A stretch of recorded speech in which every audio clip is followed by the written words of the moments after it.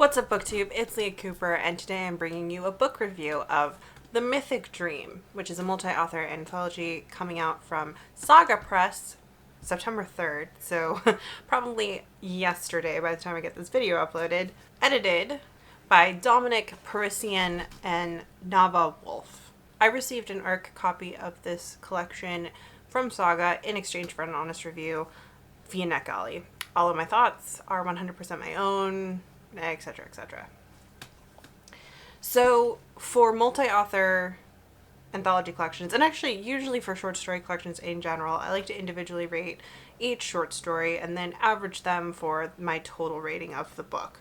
So doing that, my average rating for this book, and like, to be fair, I only wrote notes in like the first quarter of this book, and then I just kind of kept reading it and not taking really close notes. Some of that was because I was reading it while I was at work a lot, and I just couldn't take notes as well when I was reading it on like a 10-minute break or my like 40-minute lunch break. Okay? So, when it comes to like my ratings of the stories, I kind of just sat down and did them right now, just going through the table of contents, recalling to mind what the story was about, and giving my off-the-cuff star rating for them. So it's maybe, I think this rating is a little bit more my gut rating and like my taste rating than necessarily a really contemplative reflection on like my gut plus the quality of the writing and everything. But gut star rating average was 3.6. There were some highs. There was a lot of solid, but not something I would want to revisit. And there were a few meh lows. And at least one of those is definitely a taste thing. I think someone else might have found it more interesting than I did. And some of them aren't just taste things. I think some of them is just like, man, I don't get along with Sean McGuire's writing. I can't, and I don't. I'm going to read the snippet review off Goodreads, just to give you an idea what this collection's about. These are dreams of classic myths, both bold reimaginings of the stories that we tell about gods and kings, heroes who shaped nations, the why and how of the world.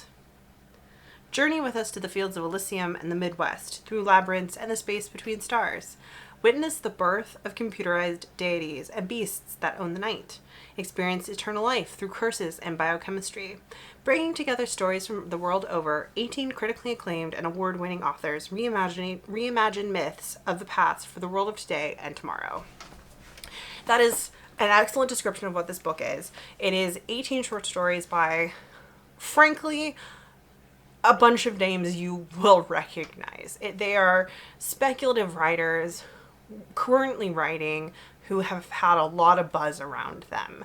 And I think I recognized all of the writers. A lot of them have been represented by like Tor in recent years. I hadn't necessarily read all of them, but I definitely recognized them. Or I had books or novellas from them on my Kindle that I just haven't gotten around to reading yet. So we've got, everyone from Sarah Gailey to Naomi Novik to John Chu to Shauna McGuire to Yi Zhang, like names you'll recognize, names you've probably read or you've been thinking about reading. So in that regard, I think this collection's really great. Kind of dip your toes into like who's hot in current speculative fiction. Try them out. especially if you like mythology and retellings, especially if you like mythology and retellings that often skew towards like the sci-fi spectrum or like to blend kind of fantasy and science fiction elements, because there's a lot of that. There's quite a few retellings that are like very sci-fi or set forward in time, stuff like that. There's also a few very contemporary stories. There's some really good stuff in here. There's some really interesting stuff. I think some highlights would be Fisher Bird by T. Kingfisher, which is a Labors of Hercules retelling, but from the point of view of Fisher Bird. It's so great. And it's also, the way it's written, it's like it's set in the Louisiana Bayou. Loved it. Bridge of Crows is another really great one from Ji Yang. which is like this weird, unsettling mix of fantasy and sci-fi set on like another planet, far future type thing, about this girl journeying to this witch who lives on top of a mountain because she needs help rescuing her lover from prison. And oh, it's so good. And it deals with like memory and also like who is a cat, like even if you love someone, you might still be their captor. It was cool. Kalina by Indra Pramit Das was another fantastic one. And this is the second short story from this author that I've read. They had a short story in Infinity War, I think, that I read a couple of years ago, which was like really good too. And but in this, Kalina is like a not too distant future where VR is like really like a major part of everyday life, and it's been incorporated into like the Indian caste system, and gods are these AI computer programs run by corporations that exist in VR, and people like go to like VR hubs for not church services, because this is Hinduism, not Catholicism, but you know what I'm saying. I think you can follow my meaning. And it was wild, and it was like so good. The 5 Things Eric Eats Before He Eats Himself by Carmen Maria Machado was also just like, it was short and disturbing and darkly humorous, retelling the story of, I'm gonna get this wrong, who cuts down a sacred grove and like eats to death. But in this, it's like the modern world when he does it. I don't know. It's like, it's darkly hilarious, and I loved it. And then the highlight of the book really was actually the last story in the collection, which is Floresia, or Some Lies About Flowers by Amal El-Mohtar, which is a retelling of a Welsh myth, which is a retelling of Bledawith's story from Lula Gifts. I can't speak Welsh. I don't know. I had to read the High King when I was in school, and like all the Welsh names just murdered me. Anyway, so anyways, it's kind of like the Welsh.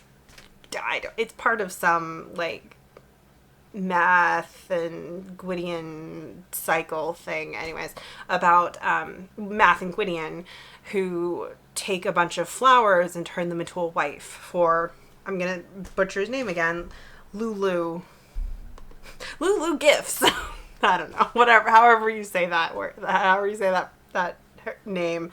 And it's told from her perspective, and really digs into how she was forcibly turned into this piece of property to make this hawk a man, and it's by wizards, and like how she's never consulted about it. And it was so good. It was just like, it was great. It also had like some like trans non-binary rep in it. It was so fantastic. So there's just like gems throughout this collection. So if you like mythology, and you like mythological retellings, and you like the riffs on mythology retellings, especially when they veer into sci-fi, like I said, I would highly recommend this. Your mileage may vary just because it is a multi-author collection, so stylistically they might be a little bit different, though I feel like the different authorial voices actually hold together pretty well in this collection. There's nothing there's no story that's too jarring here. And I think you might find some really interesting tales or retellings that they're not from the classical Greek, and they're not what you're expecting. They're from like a different culture, different part of the world, and you might learn something new. I certainly did, and I had a lot of fun reading it. So technically it's like a 3.6. I would round it up to a 4. I feel really comfortable just saying it's a 4-star collection. That's what my rating is going to be on Goodreads for sure. And I'm glad I read it. I'm glad I had the opportunity to read it. I don't know what it is about me requesting short story anthologies, from NetGalley, but I feel like that's my brand or something. Like that's just like what I do. However, I think they're a really great way to try out different authors, to find people you haven't read but you've been thinking about reading, and it's like a way to just dip your toe in it with. For example, there's a short story in here by Anne Leckie, who I've wanted to read Ancillary Justice, but I've been afraid to pick it up because it's hard military sci-fi, and which could be like such a win or like such a miss with me.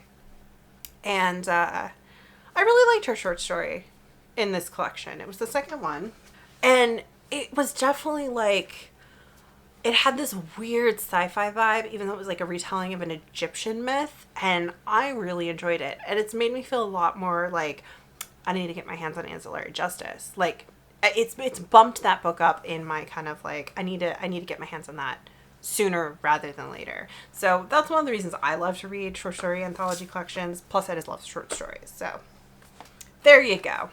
As always, thanks for watching. If you enjoy any of my content, be sure and hit that subscribe button. Let me know if you've read this collection, you think about trying it out, or if you have any questions about like content warnings, feel free to ask those as well. I'd be happy to answer them down below. And I'll see you guys in the next video. Bye.